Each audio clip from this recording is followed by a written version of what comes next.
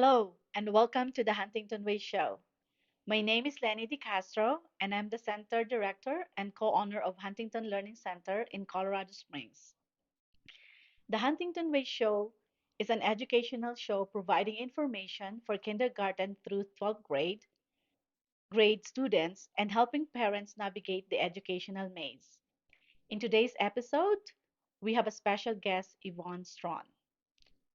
Over the past 14 years, Yvonne Strawn has had the privilege of being refined through homeschooling her five children. She has experienced homeschooling a special needs child, a high school student, while dealing with chronic illness, caring for a parent, and working at the same time. As a homeschool consultant, speaker, author, and blogger, Yvonne compassionately shows she has learned to encourage, nurture, and guide the success of others through her book, and she is the author of Inspirational Homeschooling and how you incorporate a biblical worldview in your child's educational plan. Today, we're going to delve deeper on how to discuss very important questions and concern many people have about homeschooling. Welcome to the show, Yvonne. Thank you, Lenny. I am so glad to be here to help and discuss about the homeschooling and all the questions that people have. An increasing number of parents are becoming concerned with what their children are learning and experiencing in schools today. And because of this, they are looking for alternative options to educate their children. Therefore, the percentage of kids being homeschooled is on the rise. In fact, according to the National Home Educational Research Institute, approximately 3,135,000 students in the United States are home educated today compared to the estimated 13,000 home educated children in 1973. Even though there are more people choosing to homeschool, there are some people who are against it. Yvonne, have you experienced anyone who was against your choice to homeschool? Oh, yes. This is something that so many homeschool families deal with is somebody that is against homeschooling. I have a retired aunt who was a private homeschool or private school teacher, and she wholeheartedly believes that homeschool parents are not equipped to help their children. Therefore, she feels that homeschool students are not educated well enough to go into the workforce or even college. And she holds steadfast on this perspective. She is not supportive of homeschooling. I am so glad you mentioned that. I think it is very common for everyone that when we do something, our family and friends are the first one who are very unsupportive of our decision. So, for that, can you reassure our listeners and viewers on how to go face unsupportive family and friends? Oh, yes. What many people don't realize is that homeschool parents have access to the same teacher's editions and the same materials that the teachers have in the public school system. We have so much access even to tutors and enrichment programs and all of the different things out there. In fact, my daughter really enjoyed learning from the tutors there at the Huntington Learning Center that you have.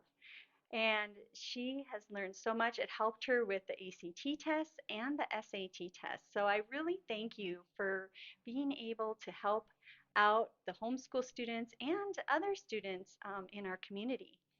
We have access to interactive classes, videos, pre recorded video lessons. We also can incorporate internships and dual enrollment courses, AP courses, college readiness courses. Um, Even in the colleges that are here today, we can enroll our kids into that for specialized courses. My oldest daughter actually completed a year-long elective course on writing a novel. She wrote her first novel before she graduated high school, and she has two more that she has completed into draft form that we are working on editing. So hopefully she'll be able to get some of those out there and into, the hands of people that might enjoy her novels.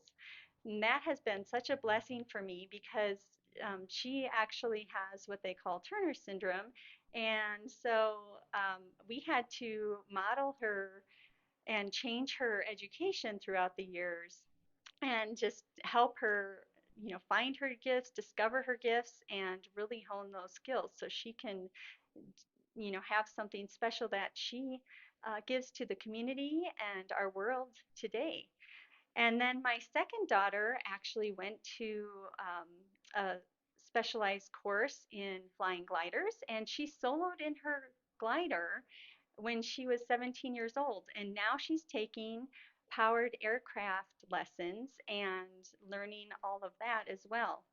So it's pretty amazing what you can do with your homeschool kids and how you can hone their skills and all of the different things that are available to you in homeschooling. My third child, he loves AutoCAD and he is really working on that and getting a certification in that. So it is just amazing. Homeschool parents, they prepare their whole child for the future. And they also are preparing their minds and their hearts. Therefore, parents work hard to create that truly individualized education plan for their children, as I have addressed with my special needs child.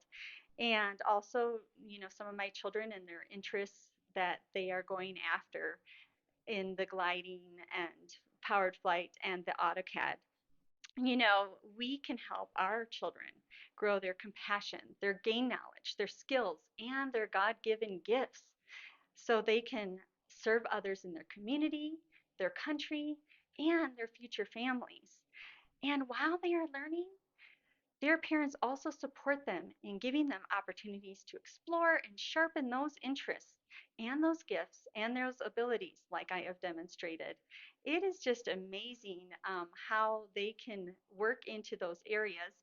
And my uh, daughter just shared with me the other day that when she tried to work in some of these different areas when she was 12 years old, she started a cake business and she has a Facebook page and she still does cakes, and so does my second youngest daughter as well.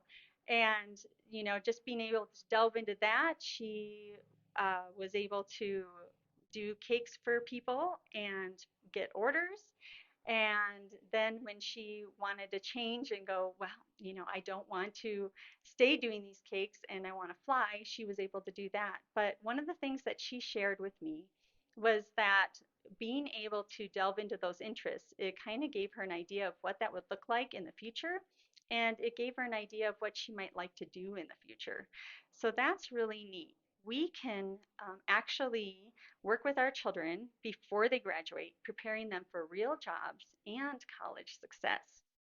So, did you know, according to the National Home Education Research Institute, homeschool parents' education does not reflect their children's academic achievements? Home educated kids typically score 15 to 30 percentile points above average on the academic achievement tests that they take, and above average on the SAT and ACT tests as well. Statistics show that homeschool students graduate college at an equal or higher rate than the general population, and many colleges actively recruit homeschool students.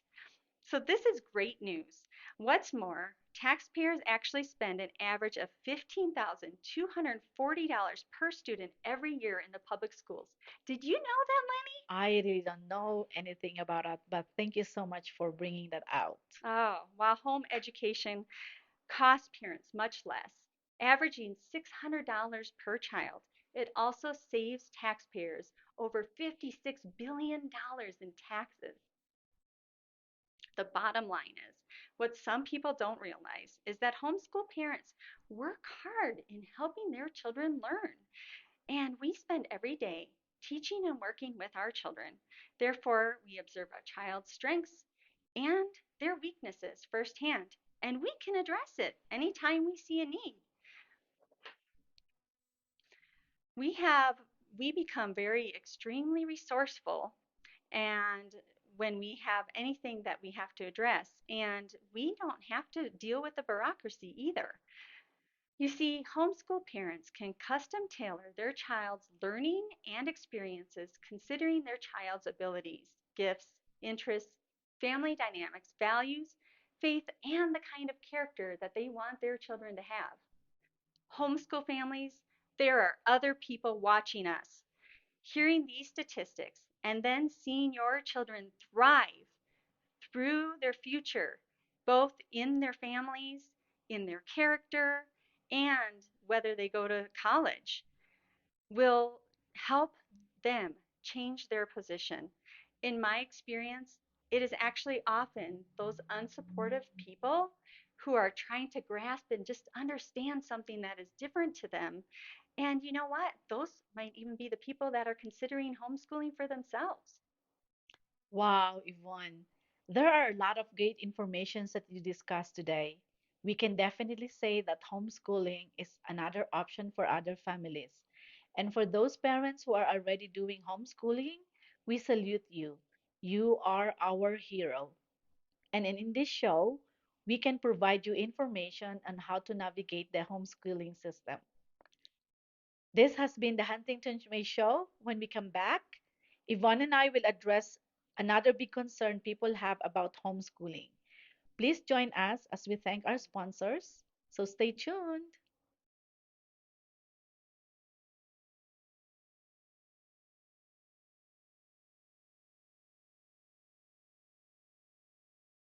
Welcome back. Yvonne, I understand that you consult with hundreds of homeschool families every year. What is the most common concern that you address with homeschoolers? Oh, Lenny, I have people that are new to homeschooling ask this, and people that are homeschooling now, how they can address it. Oh, veteran homeschoolers, potential homeschoolers, and non homeschoolers are all worried about socialization.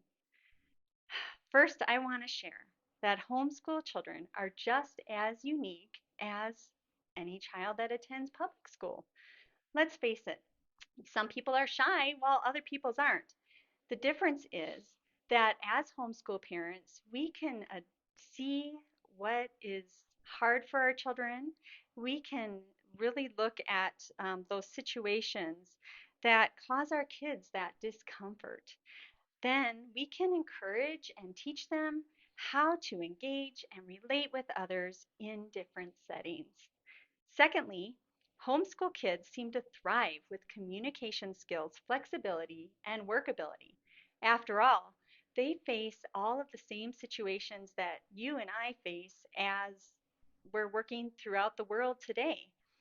We have them in different age groups and settings because they're exposed to a wide array of situations like field trips and gatherings and extracurricular activities and church and all of these different things. You know, they're not in the same group of kids 5 days a week. Thirdly, homeschool students gain confidence as they work through situations in a home setting. After all, parents don't confuse kids with conflicting beliefs and convictions because they're not in school learning one thing and then coming home and learning another way. You know, they are not faced with being accepted or influenced by other kids in school as well. And, you know, sometimes they can face those negative comments from jealous and demeaning kids. Now, since family dynamics and interests are diverse and often change from year to year, homeschool children may see each other just for a season as they're working through some of those different interests and some of the different organizations that they um, partake in. So, you know, as they're going, their interests change, or maybe if they have a little brother or sister born, or maybe there's some medical issues in their family, they may, you know, change what they're interested in or what they participate in. And as they change, they might feel disconnected or lose those connections that they have had with other homeschool families. So, to address this situation, I always recommend that parents get their children involved in some of these organizations that will encourage participation year after year so they can really get to know other children in that those settings and really make those deeper connections. This was one of the things that my teenagers had shared with me. And once I had gotten them into things like Civil Air Patrol, church youth group, and you can either try like 4-H or trail life or so many of those different things. And when they get participating in those, they really make those connections, and then they just feel more fulfilled and supported from me and from others because they are with people that have those like interests year after year. This is great, Yvonne. It sounds like homeschooling children are immersed in the same situation we experience throughout the adult lives, working and interacting with all people of all ages. But I also like your suggestion to help your children, especially teenagers, gain deeper connections with others who have similar interests and are facing similar decisions and stages in life. I have one last question. In case there are parents who are listening today and are considering homeschooling, how does one start the process? Wow, that's really a great question, Lenny. The most important step that I tell people when they call me about homeschooling is to really sit with your family, your husband and your kids, because you really need to be on that same page. You know, not every day of homeschooling is going to be great and wonderful and work smoothly. That just doesn't happen. So you need that support from your family and especially your spouse when you're feeling like you're failing. And I've had many situations where I have felt that way. So I'm so grateful that my husband is there to just support me and encourage me. And there's times that our house was a mess and he's come home and I've been like, "Oh, I'm just not getting everything done." And he's like, "You know what? You are teaching 5 kids. That's like equivalent to 5 jobs. And if you don't get the kitchen done, I am fine with that. We'll do it tonight before we go to bed." So, just having that support is so important. The other thing that is so important is just having your kids on that same page. Why are you homeschooling? What is important to you and your family? Um, do you want them to learn so they can go to college?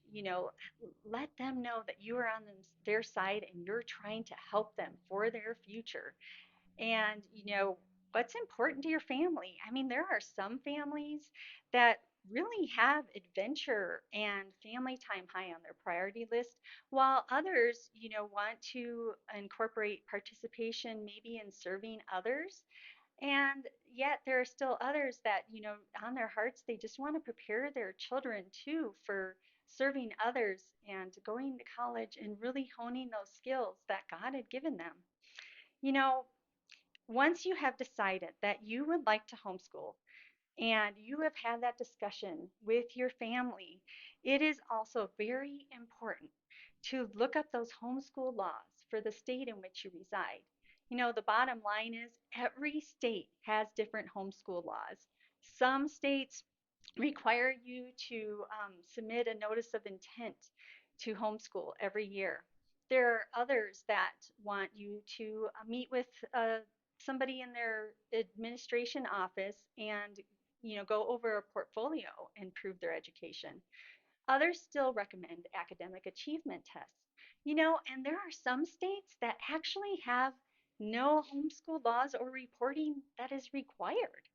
So it is very important to look at that. And on my website, inspirationalhomeschooling.com, I have a tab where you can actually just click on state laws and then they have links to every state law. So it's just super easy to get to the, the laws for your state.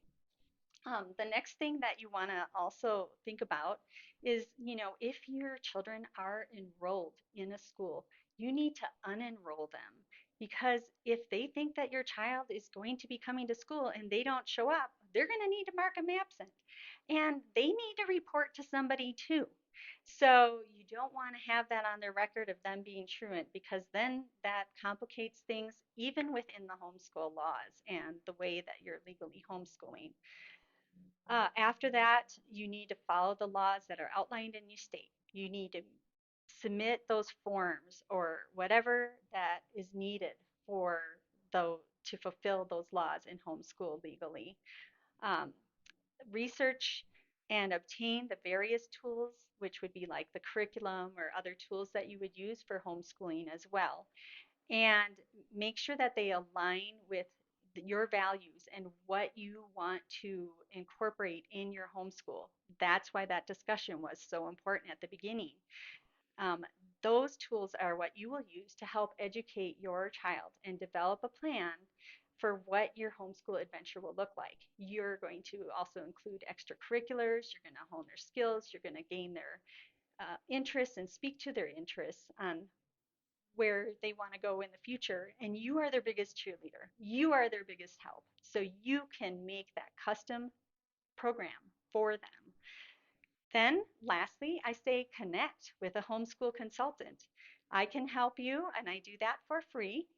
Or there's other homeschool parents in your area that can help you. You can ask them questions, you can get that support, and that is ever more important as well.